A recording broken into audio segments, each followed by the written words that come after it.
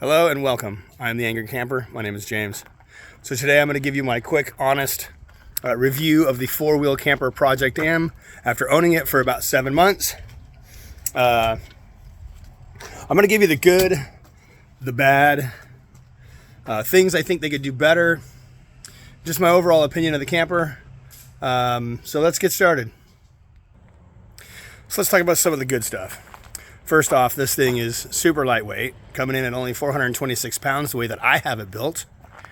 Number two, it does actually have a king-size bed, which is pretty amazing.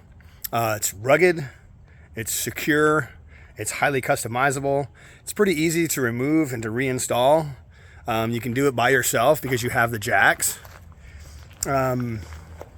So with those things, it's pretty good. I'm really happy. So let's start with the outside and talk about the build quality.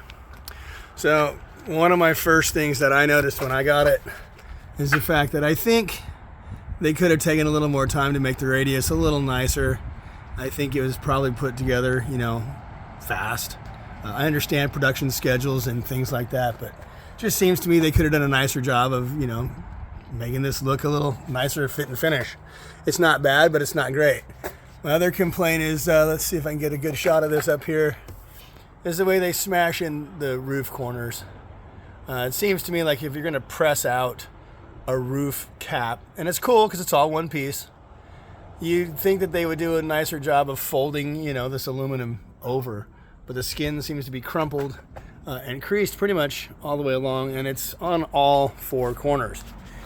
Also, one of the things I'm really sort of disappointed with is if you look at the drip edge, which obviously is the drip edge, it is smashed in, it's wavy. If you look down the side, it's just not very consistent. And this is pretty much the way I got it. In the back, when I first got it and first began to pop it open and stuff, the drip edge would pop the shocks off. And they told me that, you need to bend them back, bend the drip edge back to be able to not have those shocks pop up. To me, it seems like that should be something that they would have picked up at the factory, to have that. As you see the corners, let me get up there real quick so I get a little bit better of a view. The way the corners are kind of folded is kind of funky. It's just a little lacking there. Another sort of gripe is, if you look real close, the gap that's here for the trim piece that covers the tailgate, it's about that big here. And on this other side, it's much, much bigger. It seems like they didn't take very much care when they put this thing on to make sure that it was pretty much even. You can even see the distance here, if you can get that, versus the distance over here. Quite a bit of difference. There are some issues like that, here and there. It's not too bad overall. And also along the lines of the back hatch, the latches are pretty loose. So when you're flying down a dirt road in this thing, and this thing is opening and closing like this, it is not staying sealed. It does suck in quite a bit of dust when this is going like this. So I'm probably going to have to add my own extra layer of insulation on that to kind of address that issue. Another issue with this door, let me open it real quick. And this is just sort of a personal thing, is that on the inside, you have to reach your hand around to both latches to be able to open it up. And if you have something in your hands or you need to get out, it's just not very easy. So I added my own little cable to make both of them operate at the same time. Because I have cabinets in here usually when I camp, and I can't reach around these to reach those handles. So I had to add that to it. Also, and this is just a gripe, a lot of these are just going to be little gripes. It's not like this is, I'm not trying to slight four-wheel camper at all for this thing. I actually love this thing a lot, but there are just some gripes. And one of those gripes is, I've had a lot of camper shells in my day, and the locks on these I mean, they gum up so fast, especially in the cold. I can't even barely get the keys in, even if you keep it with silicone grease or dry lube. These things are just leave something to be desired as far as being able to open them in the cold. Something that I would like to mention with the roof is what they did is they shoved up an SAE connector through the roof to be able to connect your solar. I really wish they would have used a gland instead, because this thing here is gonna catch branches and that thing's gonna rip out, and I'm gonna have to put a gland on it at some point. So I think that'll be one of my little upgrades that I'll do to this thing. And speaking about the roof, and this is of course just a gripe, or it's just my bad luck, and I purposely didn't wash this truck because of this. So do you see this here? This here? It just so happens that parked in my driveway, this roof drains right into my door. And it happens a lot when we're out and about, and it's on both sides. And of course, it's probably just my luck, but yes, it does drain down both sides. Now, when we're in a rainstorm, like we had this winter, it was insane. Couldn't even get in the truck because this thing is just pouring water down right inside, right onto the seat. So that's sort of that's not a four-wheel camper issue. That's just a kind of a James issue, I guess. So another issue that I've had with this thing, and it's I don't know if it's a gripe or it's probably just because it's a Toyota.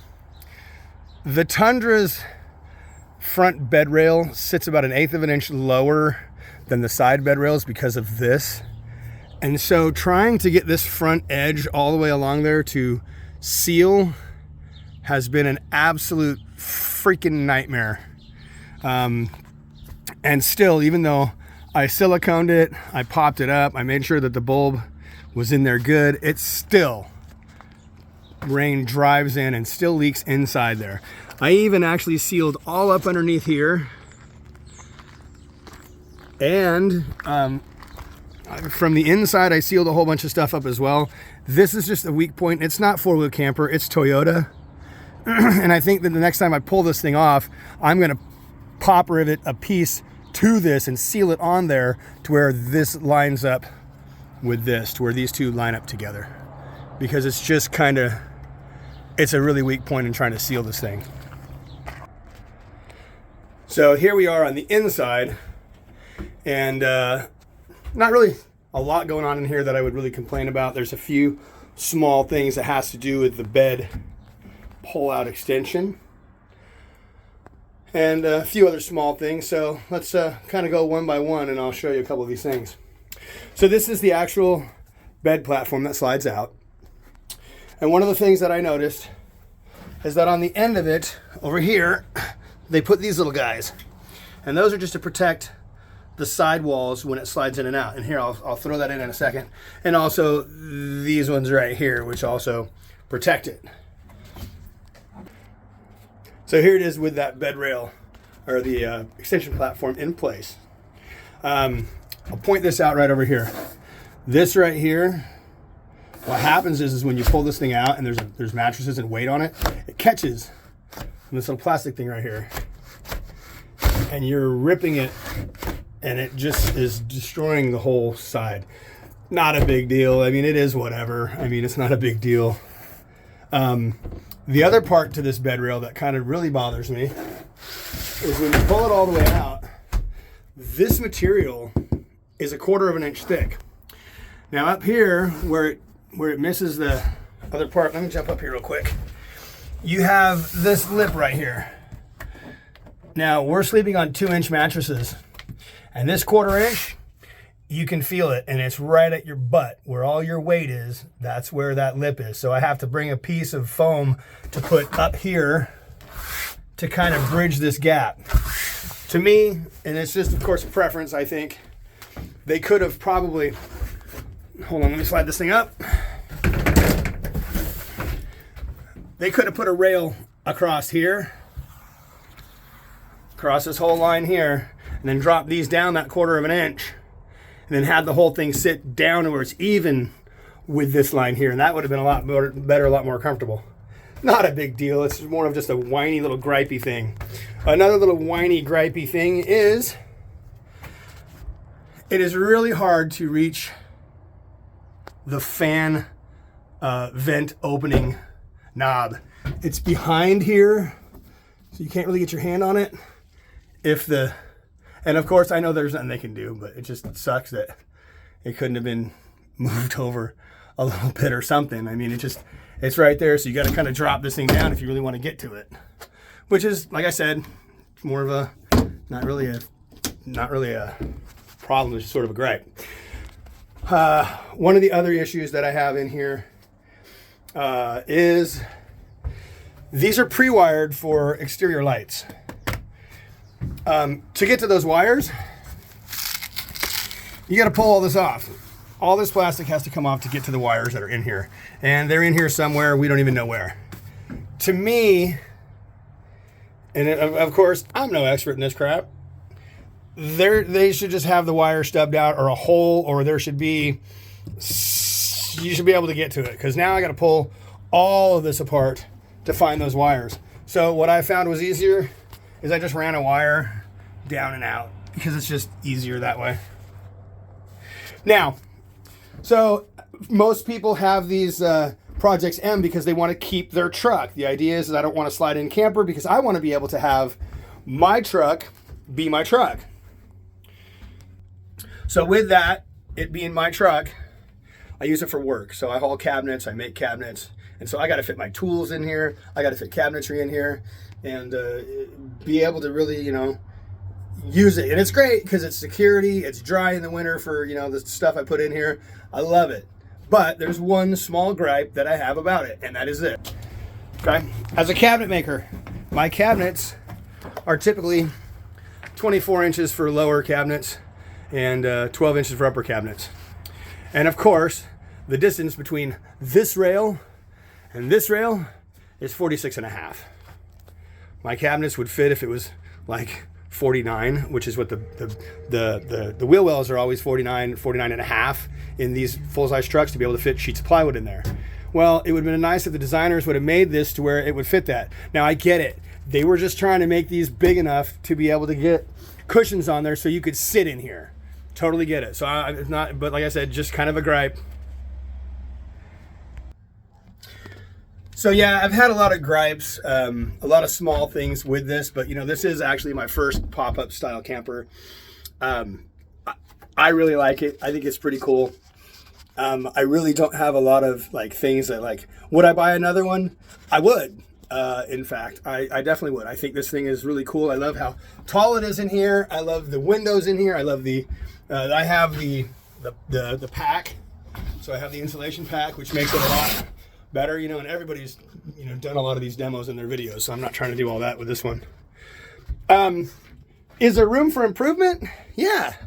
I think four-wheel camper has some room for improvement. I think there's some things in here that the quality is kind of lacking. I think that they could have done a better job with some of the sealant around the outside windows. I think that there's some things that could be improved on. But is this a great camper? Would I recommend it? I would give it an 8 out of 10. I would definitely recommend it because it is so customizable and you can do so much with the inside. It's whatever you want to do with it. I think that's the beauty of this thing. Of course, there's always going to be things that we would change, but this is how we evolve as campers and how we evolve as people, trying to find out what works and what doesn't work. I like the camper. I'd give it an 8 out of 10. I did have an issue with one of the lights flickering and one of the bungee cords, and I'll show you that here. Bungee cords that hold it. I have one that is separated right here. But you know what? I'm going to tell you this. True story. These guys, four-wheel camper, are fantastic with any kind of customer service, any kind of warranty issues. They're right on top of it. They answer your calls. They ship out the product. Fantastic. Love it. So anyways, I think that's going to conclude this 6-month review for the four-wheel camper Project M. My name is James. I am the Angry Camper, and this was done in one take, and I'm happy. So anyways, have a good day. Thanks for watching.